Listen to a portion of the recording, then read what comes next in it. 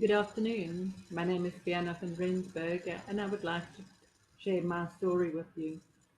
So, I was born on the 7th of March 1972 in Benoni to my parents, Maria Small and John Small, and I have a sister that's 2 years younger than me. When I grew up, I was brought up spiritually. My mother and father was initiated by an Indian master, whom we then listened to and followed. Um, I got married when I was 21. Um, started. Uh, I got married on the 7th of October 1994. I've got a daughter who is 21 and a son 19, who's been with me for all my life.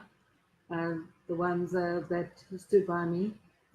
My children has been a blessing to me. They've seen us go through good times and bad times. Um, they've been my greatest teachers.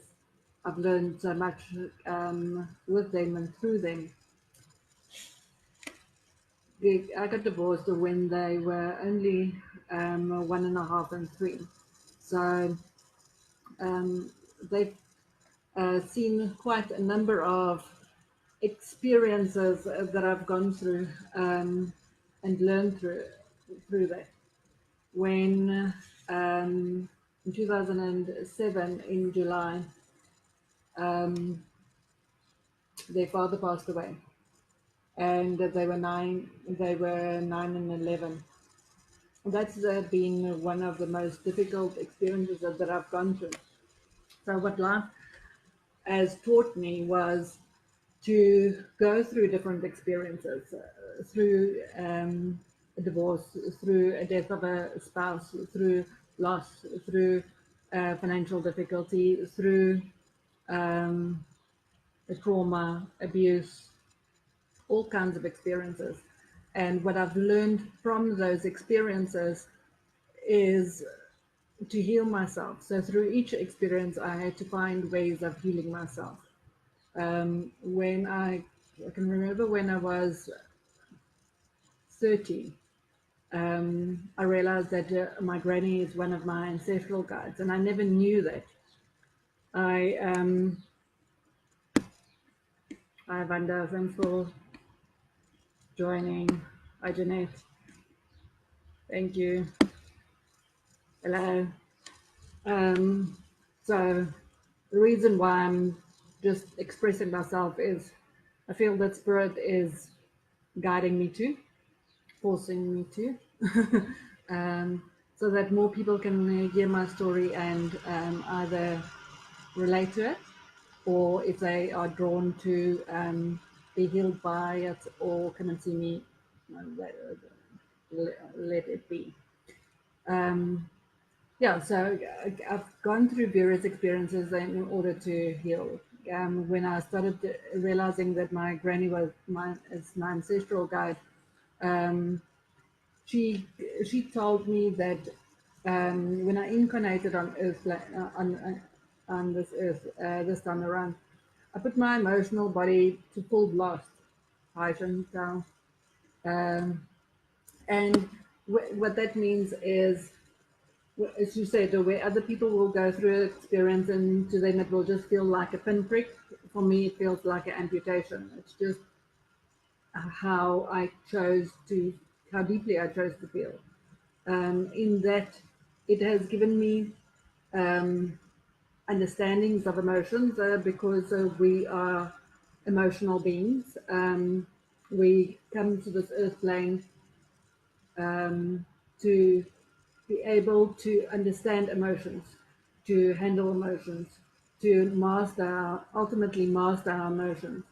So as we go through different experiences, it can either floor us and break us or make us. And it's so in understanding the various emotions that we go through, I've been able to heal from that. And Hi, Lisa. Um, and in healing from that, I've been able to help people. So it's taken me a long journey. I can remember when I did my astrological birth chart, the lady looked at where the planets was aligned and so forth, and she then said, "Oh, okay, yes, I can see in the house of schooling, your husband will the planet that was there was indicative that that was my first husband, and he was my high school sweetheart." Um, and then there was in another house. She said, "Oh, there's a delay in children," and yes, I waited 3 years for Nadine to be born before she said, "Yes, mommy, okay, I'll join you guys." And then looked a little bit further on and said, "Okay, yes," and okay, the second child came quickly, and it was like when I gave Sean permission to come, it was he was in there. Um, Hi, Jen and Nate. Um, he was ready for this experience, and yeah. Then like, there was a house just can't remember on the one side where she said that my first husband will die many, many years before me. And I can remember, um, I think I got this astrological reading in 2001. And 2007, when he passed away at the age of 35, I thought, oh wow. I've been told it was in my star constellation, but nothing can prepare you. I thought when she said he'll die many, many years before me, I thought, so if I'm going to live till about 85, he'll probably die at 65, not at 35. And there's certain experiences that we cannot be prepared. Um, Raising my two children on my own has been, I think, one of my greatest challenges, but also, oh wow, one of my greatest rewards. I have learned so much through them, so much with them. That when I can remember when Sean was my son, when he was about 6 years old, our domestic worker was going on maternity leave, and he looked at me and he looked at her and he said, "Oh, mommy, that is very sore." And I said, "Sean, what are you talking about?" He said, "No, giving birth to children is very, very sore." I said, "How come?" So he could remember his previous life. He was female. He had about 4 children, and he could remember the experience. And he told me about the whole experience. He grew, where he lived, and how he walked to the village, and where he worked, and then gone back. So I got to learn about past lives through my children. And remember, for one guy, I did a life birth activation. And as I did, after I did the light birth activation, he was sort of switched on, and he stood there, and my daughter came to stand in front of him. And he looked at her, and there was some kind of a recognition. And he looked at her and he asked her, "So how do I know you?" And she said, "Oh, I was your son in a previous life. We were 2 boys. The house burned down, and my brother died. And since then, you've had this sad face that you still have today." But they had the ability where they could just easily remember past lives. And that's why I get so excited in helping people overcome their past lives, yeah, heartache and pains, or the vows that they've made, or the trauma that they've gone through, to release the emotions around it. Because sometimes we're not aware that whatever we've gone through, um, it's it has an effect on us in this lifetime if it hasn't been resolved. Because whatever wounds you bring from a previous lifetime will be shown to you in this lifetime, so that you can resolve it, so that you can heal it, so that you don't have to carry it forward in future lifetimes. So I've had awesome experiences with taking people through their past life and heal and understand of why things are a certain way, why they have gone through what they've gone through, what they've been feeling the way they do. Sometimes we have fears or phobias in this lifetime that there's no reason in this lifetime to fear it, yet you do. So yeah, it's when you understand that and you heal that, then you can clear that. Um, yeah, so I'm so glad that you guys have joined. I'm going to ask if there's any questions. If anybody has any questions that they would like me to answer or discuss or um, just explain, just waiting to see if there's any questions. So I'll just keep on talking. And if there's anything that you would like me to shed some light on or to explain, please just ask and I'll do so. I know that in life we go through what we go through in order to understand what we need to understand. So, growing up, I wasn't the self-confident, self-assured person that I am more now than I was. I felt very small, very weak, very insignificant, unloved. Um, Carried some victim energies, felt insecure, went through so many dark nights of the soul.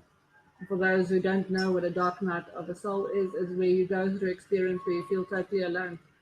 Feels like all your guides leave you and you're just in a very dark space.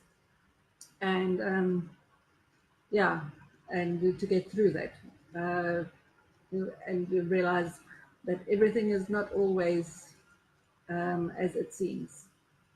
Hi, Parisha.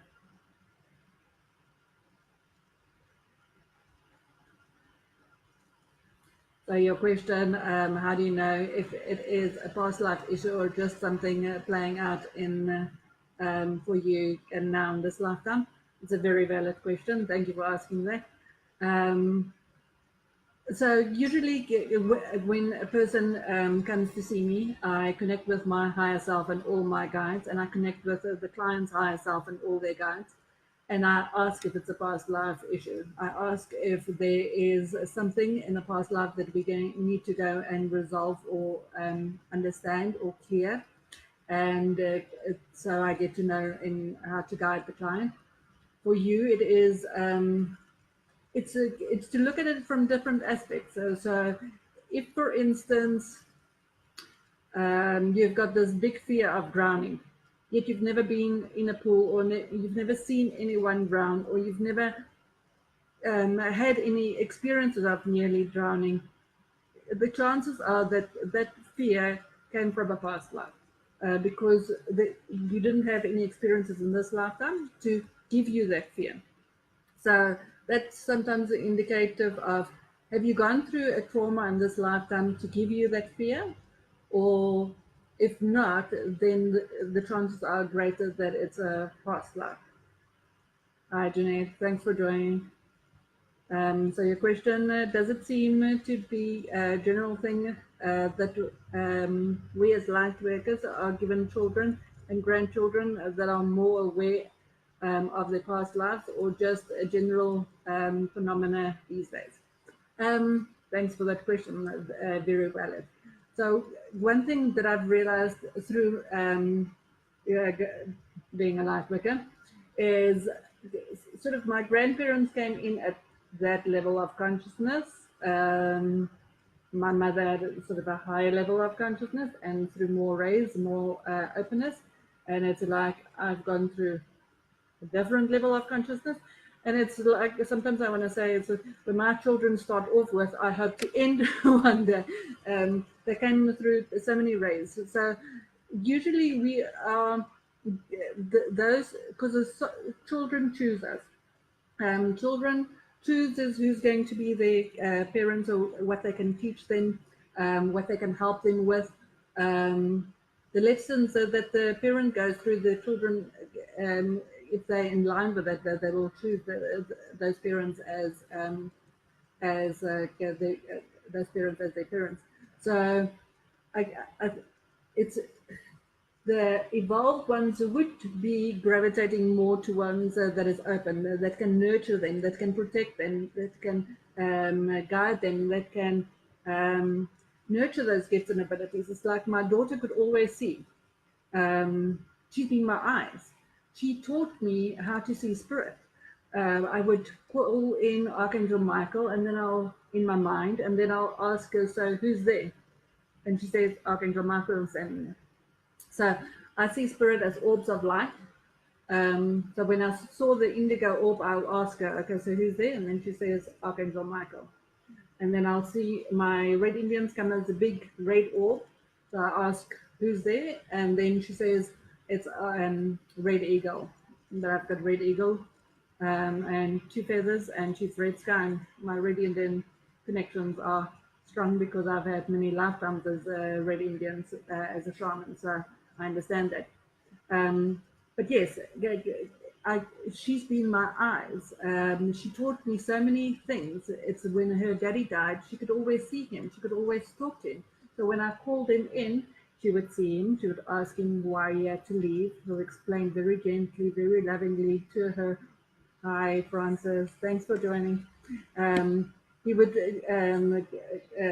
share with her very lovingly and kindly why he had to go. He would hug her, give her a kiss, she would cry, and then he would go.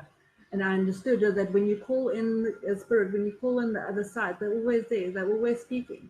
So it's through her experiences, through my experiences with them, that I've learned how to deal with spirit, how to understand guides, how to understand past lives, how to raise your vibration. I would my most fun times was with my kids when they were small. I would put them on a bed, and they would sit in front of me, and they would I would make eye contact and connect with their souls, and then I would ask them certain questions, spiritual questions. And it would be like sitting and getting a discourse. My daughter will just blurt all these things that she knows of out, and my son. And sometimes I'll say, "Oh, I didn't know I knew that before," because it's just their innocence. They just naturally channel their energies and the wisdom. There's lots that my daughter said to me when she was a child, and it took me years to, "Oh yes, now I can understand that," because she's just very connected, very wise. So Lisa, let me just read your question. Um, Oh, thank you. Thank you, thank you, thank you. Yes, so if there's anybody else that has any questions from through this live broadcast, I will just answer as I'm guided to in whatever it is that you would like more clarity or explanations about. So I was still saying sort of where I've come from, thinking, why me? As a child, I was very much spiritually undercover. I didn't tell people that I believed in a master and in a reincarnation, and I was vegetarian, and there's lots that I believed as a child that I didn't necessarily openly share with everyone. Vanda was one of them. She was one of my friends at school, and I just felt like this weird friend that had these different belief systems to the others. But it was in later years that I understood the value of that, why I sort of was given um, the spiritual base that my life was brought on. So it wasn't difficult for me to understand certain spiritual concepts. And in life, I love you too, Wanda. Thank you. Yeah. So through the work that I started doing, I had to figure out ways where I could stand tall and be strong, know that I can lead a meaningful life. My whole aim is that I could do up now is to help people, but help people help themselves, not necessarily give them a crutch, but give them the tools to be able to shine. Because when they get the epiphanies, when the light goes on, there's the satisfaction that that gives me is oh so great.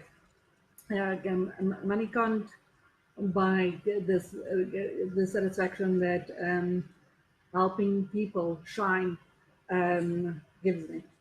Um, Hi, Shaz. Hello.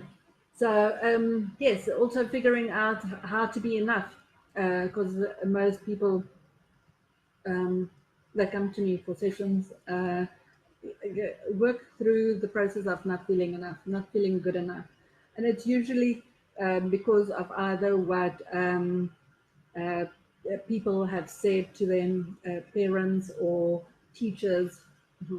There was one of them like away. She could remember what a nun told her at the age of 5, and only in later years. Hi, Barbara. Hello. In later years, released that um, what was being said unto her and believed it, because when we are children, we tend to believe the ones that that say we're not good enough, or we're not worthy, or we are dumb or stupid, or we won't achieve. But luckily, since a child, I didn't believe necessarily all the things that others believe, and, I never saw that as positive growing up. um, but I saw it in later years, like why it was good. It's like so when I was younger, I wore glasses, reading glasses, and I had a belief system that if I don't wear them too often, I would not have to. My eyes would strengthen, and I won't need to wear them in later years. And I don't know where that belief system came from. I don't know why I believed that. Nobody told me that. It was just a very strong belief system. And today I'm very grateful, very, very grateful to myself for believing that. Because it is, it's when you do, you can see the results. And that's why I help people with their belief systems. I look at what their belief systems is and ask them, is that true? Because for most of their lives, they believe it to be true, but it's not necessarily true. And then only when you start looking at it from a different aspect can you see, oh no, okay, it wasn't true. It can see different sides to it. Okay, so I just want to read what Cher says. My son has a huge guilt about not being around just before his dad passed. How can I help him? Oh, yeah.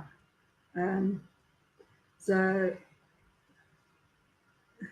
Cher's, it's just to constantly reaffirm that to him. It's like my children spend the last weekend with their dad, unbeknown to them being the last weekend.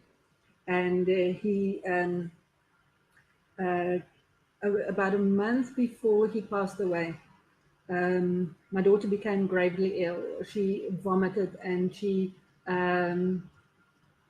couldn't stop crying, and I knew it was the throat chakra issues, and there was something that she was trying to tell me, but didn't know how to. So we ended up in hospital with her, and she was just not stopping vomiting. And later on, I said, Nadinki, what is it? What's wrong? And she said, why don't you take my daddy back? And he never asked for us to get together or to be together or whatever. And I said, no. our paths we just grew apart. That's no longer possible. Um, we just we just grew apart, and he's got his life, and I've got my life, and so forth. And she just sobbed even more.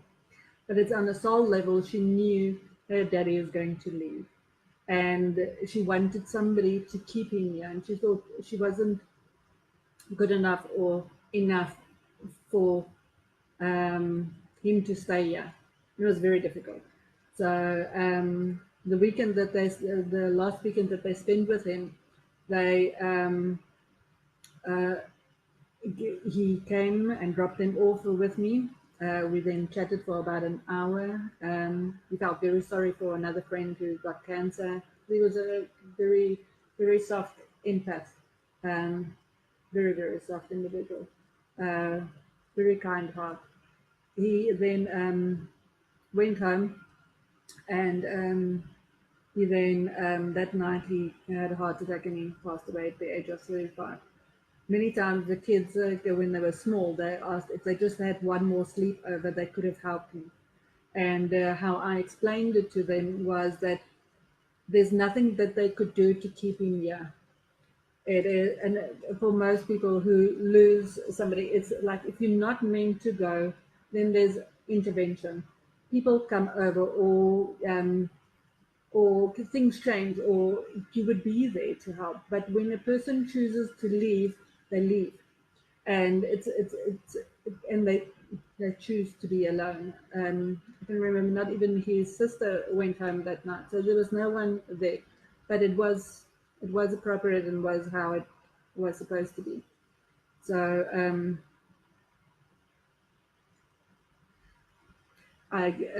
so Shaz, I usually help people connect with their past on loved ones. I open up the portal, and then I connect them to them, and they get to talk to them, hear them, spend some time with them, if it's an animal or a person that has passed on, and they heal through that.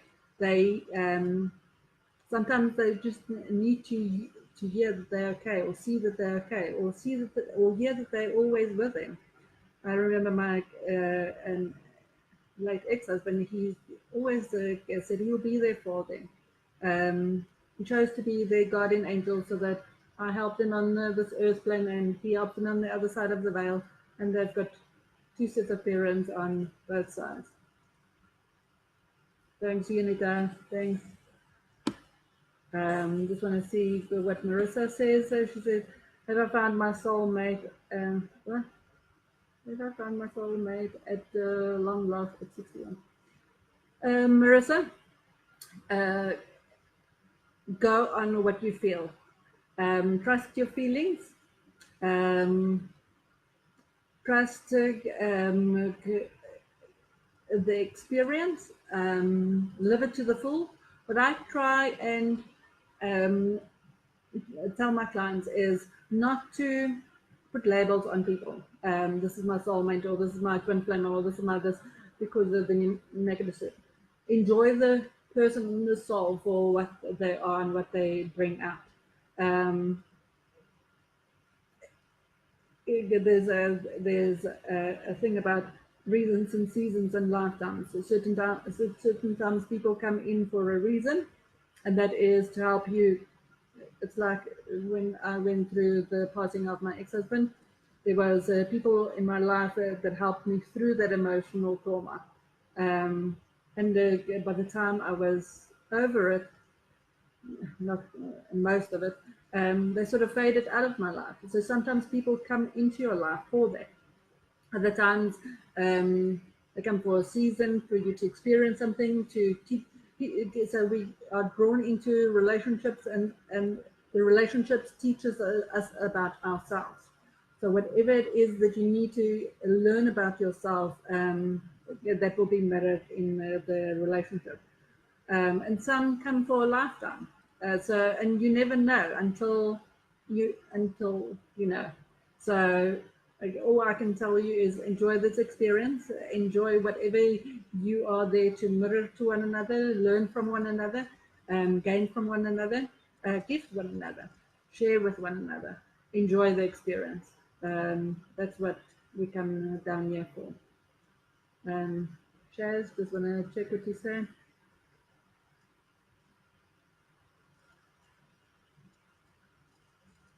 Wow, yeah. Yeah, I also you saying that your husband knew that he would pass away before 40, and yeah, he did. I also think my ex knew that he would pass away. On that Friday, he resigned, and he had closures in all aspects of his life. So I think on a soul level, we know before we go, and yeah. Your son doesn't really believe in the work you do. Okay. It, you see, a lot of people don't always believe in the work that I do. Um, and but it's through the experiences of death or through various traumas or through whatever life experiences they go through, they then awaken. Hi, Tony, thanks. They awaken and they start questioning why did this happen, or um, why this or why that. Sometimes people have, it's like when I connect people where they pass on loved ones.